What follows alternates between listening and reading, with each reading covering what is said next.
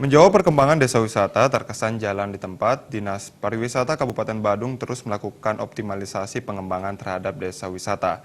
Selain penguatan SDM dan promosi, penataan kembali desa wisata perlu dilakukan dengan mengedepankan keunikannya masing-masing. Sesuai surat keputusan Bupati di Kabupaten Badung memiliki 11 desa wisata dan diantaranya adalah Desa Mengui, Pangsan, dan Carangsari. Namun desa wisata tersebut belum berkembang dengan baik dan terkesan jalan di tempat. Kepala Bidang Industri Pariwisata Dinas Pariwisata Badung Ngakan Putu Tri Aryawan tidak menampik kondisi tersebut.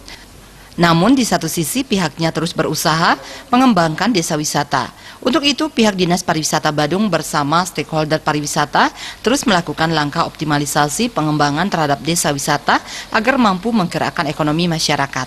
Selain melakukan penguatan terhadap sumber daya manusia, Dinas Pariwisata Badung terus melakukan penataan dan pembenahan baik dari fasilitas toiletnya maupun pengembangan keunikan dan daya tarik dari masing-masing desa wisata.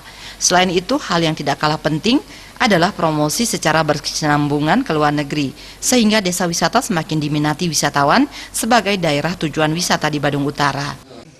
Kita akui bahwa desa wisata kita sekarang ini kan sepertinya apa yang disampaikan jalan di tempat ya. Sebagian itu tidak jalan di tempat. Bahwa kita dari Dinas Wisata selalu melakukan inovasi-inovasi, selalu melakukan hal-hal yang berkaitan untuk penataan daripada desa wisata ini menjadi lebih baik. Ya, salah satunya kita bekerjasama dengan OPD yang ada di Kabupaten Badung, itu baik itu dari Dinas Lingkungan Hidup dan Kebersihan maupun daripada PUPR, bagaimana kita menata kembali daripada desa wisata yang sudah ada pada saat ini. Ngakan Putu Tri Aryawan menambahkan, selain 11 desa wisata yang ada, Kabupaten Badung di tahun 2019 mendatang akan melakukan kajian dan verifikasi untuk menambah 6 desa wisata lagi di Badung.